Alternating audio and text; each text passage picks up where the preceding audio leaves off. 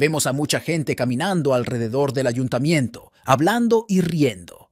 De repente, algunos guardias comenzaron a correr y vemos una cueva con un extraño objeto rojo en su interior. La ciudad pacífica de repente se volvió caótica mientras el suelo temblaba, desestabilizando a todos.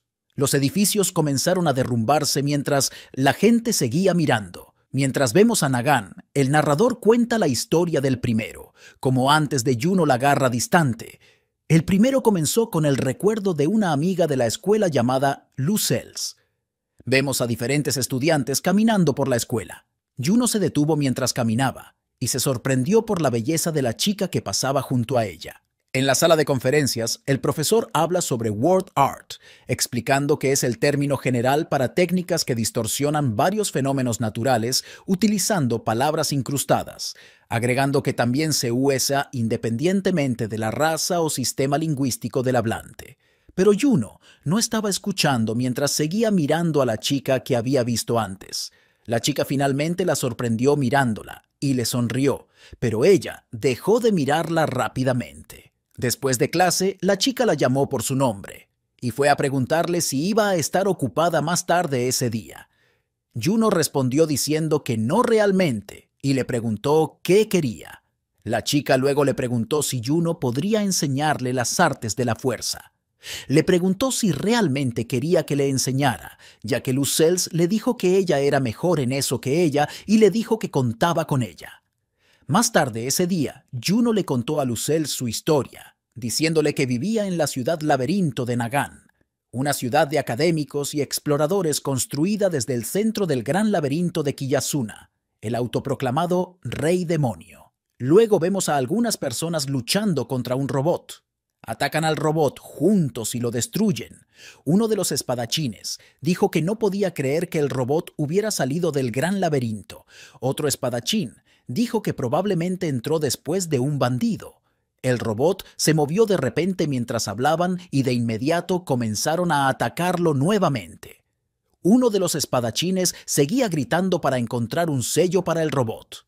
Volviendo a Lucels y Juno, Lucels le muestra a Juno un tipo de magia y ella dice el conjuro y eventualmente mueve una piedra. Seguían hablando y vinculándose entre sí mientras hacían sus tareas escolares y se enseñaban mutuamente. Lucels fue más allá y le preguntó a Juno si había algún chico que le gustara. La pregunta sorprendió a Juno. Más tarde, en la tarde, Lucels le cuenta a Juno sobre el gran laberinto, diciendo que debe tener tantos secretos y reliquias que nunca podrían desenterrar por completo, incluso cuando fueran mayores. Juno está de acuerdo con esto mientras continúa diciendo que no importa quién sea Juno ni cuál sea su pasado, el camino de la gloria está abierto para todos. Juno se dice a sí misma que no hay razón para tener miedo de nada más, ya que el verdadero rey demonio está muerto. También agrega que la era del miedo ha terminado. Así, los dos pueden soñar con un futuro lleno de gloria.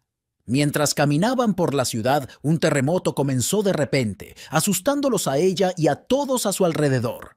Antes de que lo supieran, los edificios comenzaron a derrumbarse y matar gente. Todo el lugar de repente se oscureció cuando vieron una luz morada brillar hacia ellos. Lucels estaba siendo torturada por un robot mientras Juno se arrodillaba en el suelo impotente. El robot le quitó el brazo mientras ella chillaba. Le quitó partes de su cuerpo hasta que murió, y cuando terminó, la miró a Juno, quien procedió a huir. Ella seguía gritando mientras corría. No había salida para ella y ya estaba rodeada. Toda la ciudad estaba en ruinas. Parecía que todos estaban muertos y al ver esto quedó devastada e incluso deseó la muerte para ella misma, añadiendo que incluso si el verdadero rey demonio estaba muerto, no había fin al sufrimiento que estaba enfrentando. De repente, un robot la vio. Y en este punto, ella sabía que tenía que hacer algo mientras repetía el conjuro que Lucels le enseñó anteriormente. Con esto, pudo matar al robot. Ver que el robot murió de un solo golpe la enfadó, ya que podría haber salvado a Lucels sin esforzarse demasiado. Mientras lloraba repitiendo que podría haber salvado a Lucels, otros robots comenzaron a caminar en su dirección. Intentó el conjuro nuevamente, pero no funcionó para todos los robots, y los que pudieron evadir el golpe comenzaron a correr hacia ella. Se rindió y les dijo que también podían matarla si querían. Gritó que no iban a escuchar sin importar lo que dijera, y les dijo que hicieran lo que quisieran con ella. Pero de inmediato alguien entró y cortó a los robots por la mitad, sorprendiéndola. El chico le preguntó si le gustaba morir y cuando ella dijo que no, él le preguntó qué le pasaba diciéndole que se estaba perdiendo algo mientras se ponía de pie. Agregó que las cosas estaban a punto de ponerse divertidas para los humanos. Juno estaba confundida. Sin darle espacio para pensar, continuó diciendo que una vez que todo lo demás desaparezca, ella podrá elegir a dónde ir y qué hacer.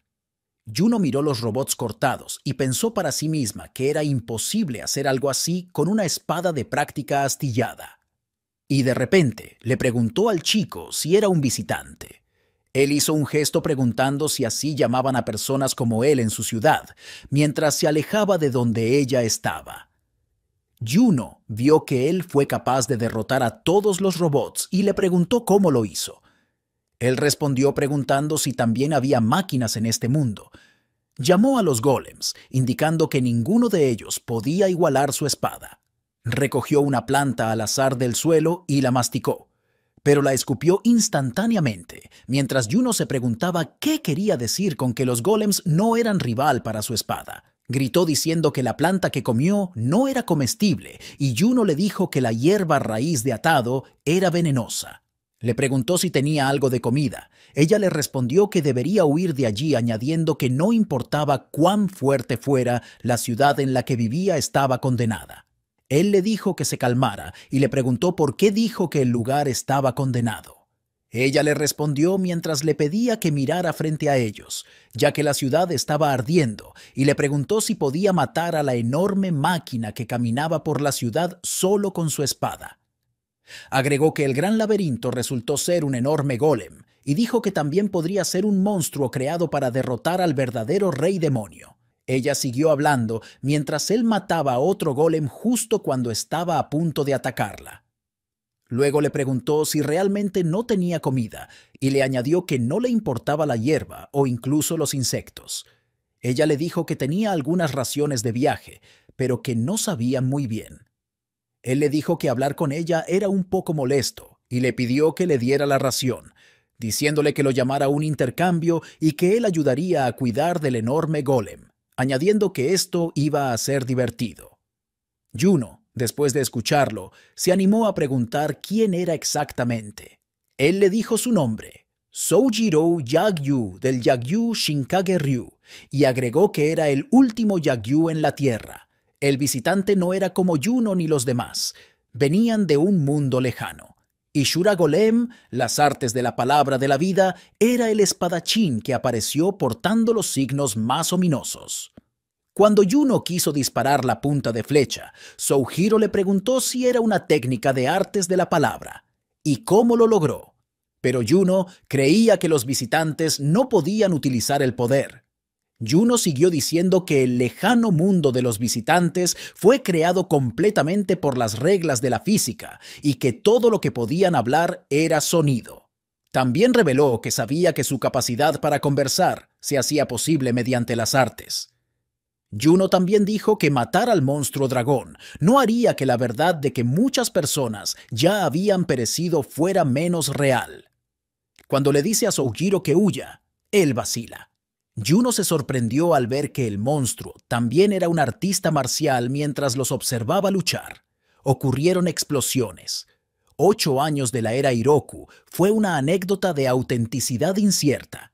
Se decía que el fundador del Yagyu Shinkage, Muneyoshi Yagyu, había derrotado a un estudiante del maestro espadachín Kalilizumi de Nabutsuna con la técnica Mutodori. Era posible esquivar el ataque del oponente, robarle su arma y usar su impulso para derrotarlo. Soujiro luego derrotó al dragón. Todos se sorprendieron. Soujiro explicó que la cintura del monstruo llevaba mucho trabajo, ya que su pecho estaba en llamas, un arma arrojadiza. Juno le dio al visitante una cantidad de dinero para el transporte. Él recogió el sobre de ella y lo masticó. Juno pensó en personas fuertes que habían hecho insignificante su vida, incluso cuando todo estaba destruido, y hasta las estrategias eran pisoteadas por un débil como él, que ni siquiera tendría derecho a negarlo. Prometió apoyarse a sí misma. El visitante estaba a punto de irse cuando ella le preguntó sobre la dirección a seguir, y Juno le aconsejó ir a Aureatia y que la ciudad se había convertido en una ciudad larga. Juno también le hizo entender que el Consejo de Aureatia estaba reuniendo héroes de todo el mundo. Está el segundo general de Aureatia que todo el mundo conoce, que es Ras Clay, el Absoluto. Juno también habló sobre Toroa el Terrible, que se esconde en las lejanas montañas Wild, y Krafnir. La Puerta de la Verdad habla de dominar un quinto sistema desconocido de las artes del mundo. Había un visitante que liberó la gran fortaleza de hielo, Kazuki el Tono Negro o Almuerzo, el invierno que nadie había visto jamás. Concluyó que el mundo contiene innumerables amenazas y verdades.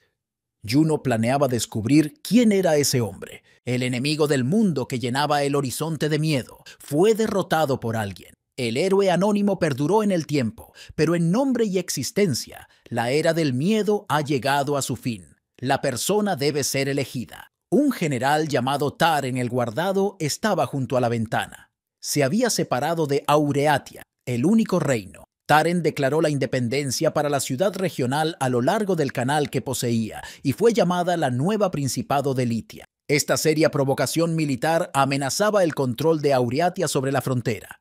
Lana, la tempestad lunar, estaba programada para regresar a Litia después de ser enviada como espía por Taren. Lana, que estaba dentro de una diligencia, miraba por la pequeña ventana y vio el Wyvern acercándose a ellos. Estaba aterrorizada. El Wyvern atacaba en enjambres cada vez que se acercaba a un grupo de minianos. Lana estaba asustada y pensaba que nunca llegarían a Litia. Le preguntó al cochero si podrían llegar a Litia, pero él le dijo que no había posibilidad de llegar, porque el Wyvern definitivamente los alcanzaría, aunque el cochero iba tan rápido como podía. Lana estaba con otros dos seres, Shal el cortador de sonido y Iguare. Todos estaban aterrorizados, excepto Iguare, que parecía más confiado porque creía que podía eliminarlos a todos. Iguare escuchó que el maestro Taren se autoproclamaba Rey Demonio, pero Lana le dijo que era solo un apodo que el reino le había dado. Le explicó que Aureatia era el único rey verdadero. Los demás eran simplemente autoproclamados reyes demonios. Solo el verdadero rey puede ser llamado Rey Demonio. Shulk estaba curioso acerca de quién era Iguare. Iguare había vivido una vida dedicada exclusivamente a blandir su espada, por lo que la gente lo llamaba Iguare el Pelágico. Lana les dijo a Iguare y a Shulk que deberían llevarse bien, porque si se matan entre ellos antes de llegar, no sabe qué diría el maestro Taren. Se dieron cuenta de que no solo el Wyvern los estaba persiguiendo, sino también los forajidos que iban tras su carga. Primero fue el Wyvern y ahora los forajidos. Era más complicado para ellos manejar la situación. Los forajidos amenazaron con matarlos si no se detenían, pero desafortunadamente el Wyvern atacó a los forajidos primero y comenzó a devorarlos uno por uno. Lana miró afuera para ver qué estaba sucediendo y se dio cuenta de que el Wyvern ya estaba sobre los forajidos, así que le dijo a Iguare que se contuviera, que no sería necesario pelear más. Los Wyverns se alimentaron de los cuerpos de los forajidos y se aseguraron de que ninguno de ellos escapara. Pero de repente, el Wyvern vio otro grupo de Wyverns acercándose. Se prepararon para defenderse. Mientras comenzaban a pelear en el cielo, era un gran enfrentamiento, pero de repente un fuego apareció de la nada y los destruyó a todos. Lana vio esto y supo que era Regnegy, el señor de los Wyverns. Cada enjambre de Wyverns tenía un líder. Mientras Regnegy estuviera en guardia, la nueva Principado estaba bien protegida. Ninguna otra ciudad en la historia había utilizado a los Wyverns para la guerra aérea. Comenzaron a pensar quiénes eran sus verdaderos enemigos, si no eran los forajidos y los Wyverns. Finalmente se dieron cuenta de que sus enemigos eran Aureatia. Aureatia era la ciudad gobernada por la última reina miniana. La política de la ciudad no era dirigida por la reina, sino por 29 funcionarios. Estos funcionarios se enteraron de Litia y pensaron que los ataques comerciales de los forajidos no serían suficientes porque sabían que estaban lidiando con Taren el Guardado. Se reunieron para discutir cómo planear contra Litia. Pensaron que si Litia lanzaba un ataque total, no tendrían los medios para lidiar con ello, así que planearon asesinar a la ciudad de Litia. Todos llegaron a la conclusión de usar el fuego para destruir la ciudad de Litia. El primer oficial preguntó si podrían liberar la estampida artificial. Luego somos llevados a Tilit. Vemos a soldados cuidando de los caballos mientras acampan en las montañas.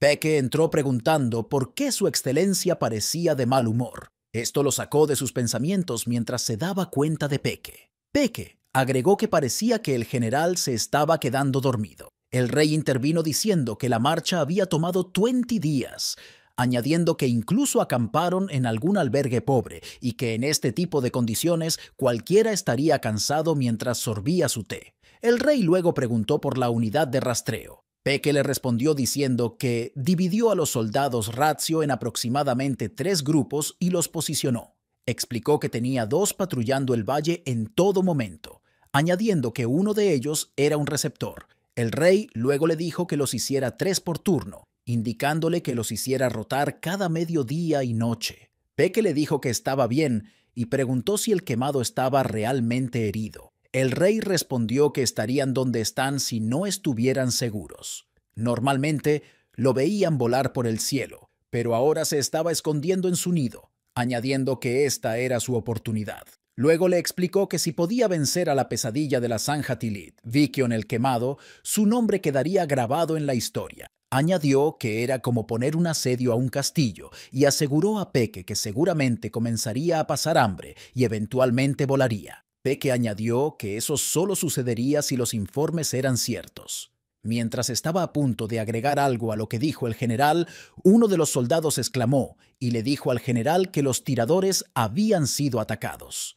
El general se levantó, preguntando qué había pasado mientras Peke les decía que subieran el volumen de la radio. El general luego habló por la radio, pidiendo a los revisores que le dijeran qué había pasado. Luego informaron que 6 tiradores debajo del acantilado no estaban contabilizados, añadiendo que el quemado probablemente se arrastraba sobre el suelo hacia la ubicación del general. Mientras gritaba incrédulo, Peke le dijo que los dejara retirarse. El general golpeó su puño contra la pared a su lado, preguntando cómo podía cometer semejante error. Peke le dijo que no debían dudar, ya que el monstruo se dirigía directamente hacia ellos. Mientras Peke seguía hablando, una luz brillante brilló sobre el general, y Peke usó su poder para transportarlo fuera de la tienda. El general aterrizó, y mientras trataba de entender qué había sucedido, la tienda se quemó. El quemado entonces se rebeló. Estaba impactado, y mientras lo miraba, le preguntó si era el general. Luego maldijo al quemado, mientras el dragón añadía que le iba a permitir responder a su pregunta.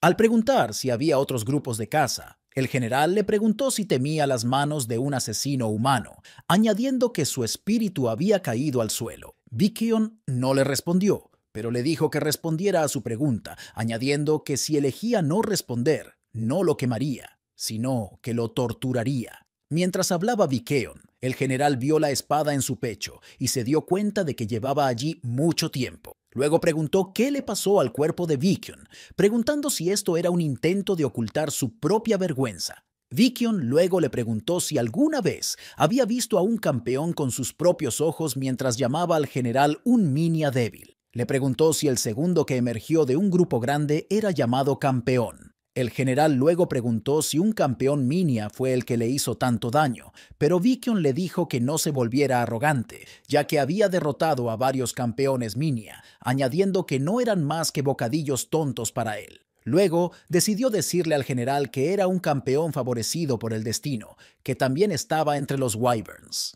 El general descubrió quién era y le dijo a Vikion que no había nadie más cerca de él. Al decir esto, Vikion procedió a usar sus llamas contra él, pero al intentar usar sus llamas, el general conjuró una máquina, pero fue completamente inútil, ya que ni siquiera le hizo daño a Vikion. Al intentar usar su magia de fuego, esta desapareció y alguien apareció. Ambos se refirieron a la persona como Star Runner. Vikion luego le preguntó a Alus qué quería de él después de que le hubiera robado toda su fortuna. Alus le respondió, diciendo que solo estaba haciendo lo que era natural, saltando desde donde estaba para encontrarse con ellos. El general gritó que Alu se mantuviera al margen y Vikion lo atacó con enojo mientras volaba en el aire.